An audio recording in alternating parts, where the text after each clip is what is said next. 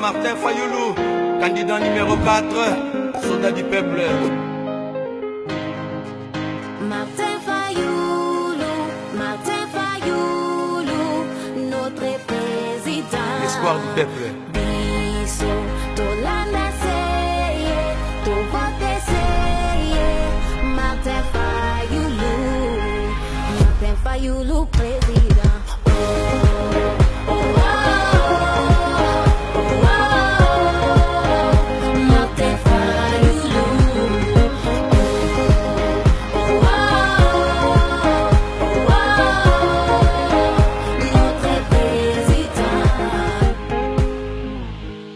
Mesdames et messieurs, bonjour, bienvenue dans notre émission Parlons-en Kinshasa Europe.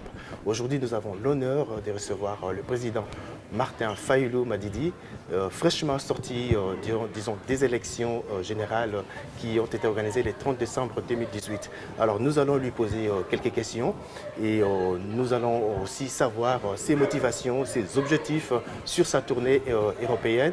Ainsi, nous allons parler de l'avenir de la Mouka et puis de son avenir personnel. Donc, bienvenue dans cette émission. Nous allons tout de suite poser la question. La première, Monsieur Fayoulou, bonjour. Bonjour. Voilà, dans 4 mois, jour pour jour, on s'est retrouvé ici avec la communauté. Vous étiez 7. Vous avez été désigné comme candidat commun de l'opposition congolaise. Alors, le fait de revenir ici, quel sentiment vous fait 4 mois après? Non, mais écoutez, c'était un hôtel. Hein. J'étais déjà venu ici avant, Oui. novembre, et je suis revenu. Écoutez, j'aime bien cet hôtel. Je n'ai pas de problème ou de sentiments particuliers. Okay. Et il est vrai que j'ai été désigné ici et voilà. Nous avons donné l'annonce au monde entier là où nous sommes. Et bon, ben, je suis content.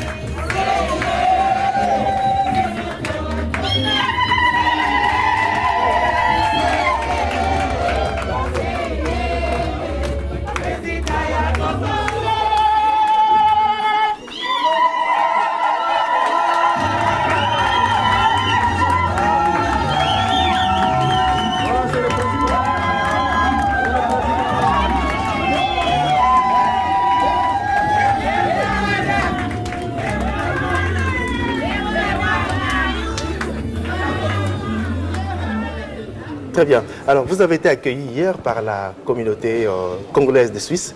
Est-ce que vous êtes satisfait de cet accueil? Est-ce qu'avez-vous aussi été accueilli par des autorités suisses ici? Je suis venu pour un objectif particulier ici en Suisse. J'ai été bien accueilli et je suis satisfait. J'ai discuté avec mes compatriotes. Je continue donc certaines discussions.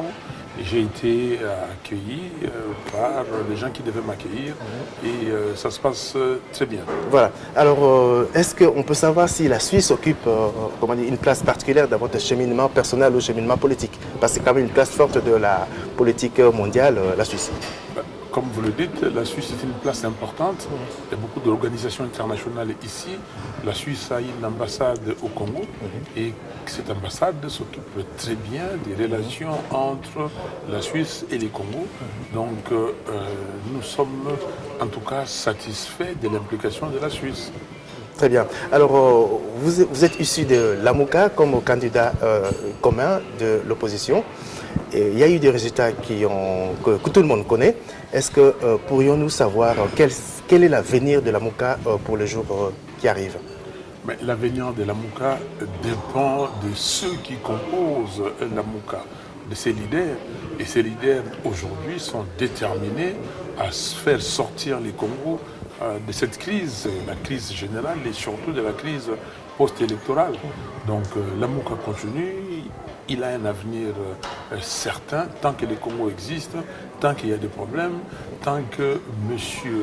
Kabila ne veut pas laisser les affaires du Congo et demeurer aux commandes. Et donc la Mouka existera. Et tant que le peuple congolais fait confiance à la Mouka, à ses leaders, la Mouka existera. Alors, la Mouka va évoluer sous forme politique ou bien vous allez faire comme FCC, c'est muter en plateforme politique ou gouvernementale? Attendez, dans les jours à venir, vous le saurez parce que les leaders de la Mouka vont se réunir et ils vont évaluer tout ce qui s'est passé, évaluer la situation, apprécier et puis vous saurez ce que la Mouka deviendra. Très bien. Alors maintenant, vous avez entrepris des démarches auprès de la Cour constitutionnelle, vous êtes allé au niveau de la Cour africaine. Pourrions-nous savoir le résultat de toutes ces démarches que vous avez faites? Vous connaissez les résultats des démarches au niveau de la Cour constitutionnelle. Voilà, exactement, mais la Cour africaine. La Cour a tranché d'une façon arbitraire, la Cour a violé sa procédure. C'est pour cela que nous ne considérons pas, le prononcé de la Cour. Nous ne considérons pas ça. La Cour devait tout simplement récompter les voix et dire qui a gagné par rapport aux voix qu'elle a récoltées. Mais la Cour s'est amusée à cacher les faiblesses du système parce que la Cour n'avait pas de procès-verbaux. Si elle avait des procès-verbaux, à quoi ont servi ces procès-verbaux? Pourquoi la Cour était un des destinataires de ces procès-verbaux? Donc nous avons monté à l'étage supérieur. Nous sommes allés au niveau de la Cour africaine des droits de l'homme et du peuple. Nous sommes là et nous attendons voir ce qui va se passer. Donc nous continuons à ce niveau-là. Les droits des citoyens congolais ont été bafoués. Les citoyens congolais sont allés aux élections. Ils ont élu un président de la République. Ils ont élu des députés provinciaux et des députés nationaux. Mais M. Nanga, président de la commission électorale, et M. Kabila en ont décidé autrement. Donc nous ne pouvons pas accepter, y compris M. Tshisekedi, parce qu'il fait partie de cet accord, je ne sais pas comment... On dit un accord secret, voilà. Cet accord, vous le qualifiez de secret, mais cet accord sous seing privé, et pour gêner le peuple congolais, pour déposséder le peuple congolais de son droit de vote. Et j'ai une question de manière à titre personnel. La campagne a été longue, vous avez fait des recours, vous êtes encore dans la démarche de recours auprès de la Cour africaine pour les droits de l'homme et vous êtes en tournée. Est-ce que sur le plan, humain, est-ce que vous n'êtes pas atteint par une fatigue? Est-ce que psychologiquement vous êtes fatigué ou pas? Parce que c'est usant humainement. Psychologiquement, vous me voyez, oui. Bon, c'est à vous de juger si je suis atteint. Oui. La fatigue, c'est tout à fait normal que quelqu'un soit fatigué et qu'il se repose, qu'il se reprenne. Mais psychologiquement, moralement, je ne suis pas atteint. Physiquement, je ne suis pas atteint parce que j'ai ma force, j'ai l'énergie. Et si vous voulez, si vous me demandez qu'on marche pendant 20 km à pied, je marcherai volontiers. Vous l'avez fait à Matadi, là-bas, vous avez vu marcher. Merci beaucoup. Voilà. Aussi, une question, parce que les gens ne comprendront pas qu'on ne puisse pas parler de votre ancien collègue député, M. Mwananzemi, qui est porté disparu. Aucun radar ne montre où il se trouve. Alors, vous avez des nouvelles ou quel faire pour avoir de ces nouvelles? Non, moi, je n'ai pas de nouvelles. Je crois que la personne... à qui il faut poser la question, c'est M. Kabila. C'est M. Kabila qui l'a emprisonné. Il faut qu'il nous dise là où il est. Moi, j'ai, tenu un meeting populaire le 2 février à Njili, à la place Sainte-Thérèse, à Kinshasa. Et évidemment, les Kinois m'ont demandé où est passé Mwananzemi. C'est bon, c'est quand même inédit dans le monde. Un député qui disparaît, personne ne se nouvelle. Exactement, tout à fait. Donc les Congolais sont en droit de savoir où est passé un de leurs, un député, un élu du peuple. Moi j'ai lancé un appel aussi et j'ai dit que Mwananzemi, là où il est, s'il m'entend, s'il vit, qu'il fasse signe pour qu'on sache s'il vit ou il ne vit pas et que je puisse être l'intermédiaire par lequel il pourra passer pour communiquer l'existence de sa vie. jusque-là, je n'ai pas encore eu de réponse, je n'ai pas encore eu d'appel. Voilà, on a entendu sur les ondes que vous avez renoncé à votre mandat de député. Est-ce que c'est symbolique ou bien quel sens donnez-vous à cette renonciation? Mais non, mais écoutez, je souris parce que, bon, ce n'est pas à moi de vous poser la question, mais c'est comme si je posais aussi à vos téléspectateurs. Oui. Si vous êtes élu président de la République, la communauté nationale vous fait confiance, et donc on retire ce mandat-là, et vous pensez aller dans un échelon inférieur et prendre le mandat de président de la République à député? Non, le député, écoutez, c'était si je ne suis pas élu président, parce que les Congolais font confiance à quelqu'un d'autre qui a présenté un programme beaucoup plus valable, beaucoup plus captivant que le mien, lui ont fait confiance. Donc, et là, c'est normal. Mais ici, ce n'est pas le cas. Donc, je ne peux pas être député. Ce serait une insulte, une injure au peuple congolais. Ce serait une trahison. Donc, le peuple congolais a choisi ses dirigeants pour gérer ces pays. M. Kabila et M. Nanga en ont décidé autrement. Mon devoir à moi, c'est de me mettre à la tête de ces peuples pour tout faire et que ce peuple recouvre sa victoire, que personne ne lui vole son élection ou ses élections. Voilà, donc on vous rappelle que nous sommes avec le président Fayulu Madidi. Nous sommes donc à la fin de notre entretien avec lui, mais juste une dernière question. Nous voulons savoir, Monsieur le Président, quelle serait la suite? Comment voyez-vous l'avenir de la RDC, politiquement, je veux dire, dans les 5 ans qui arrivent? Non, mais écoutez, l'avenir de la RDC, politique, économique et l'avenir tout court, se décide maintenant. Maintenant, regardez ce qui est en train de se passer. On a élu le président des assemblées provinciales. Le clan de Kabila ramasse tout. On a, comment dire, on est passé à l'élection des sénateurs. Mais ils ont tout. Mais des gens qui sont vomis par la population, quelle corrélation il y a entre le fait que M. Shadari Ramazani, le candidat du Front commun de Kabila, ait eu à l'élection présidentielle moins de 17%, et le fait qu'il ramasse tous les sièges au niveau des assemblées provinciales, au niveau des sénateurs, et demain ça sera pareil pour les gouvernorats. Comment réconcilier ça?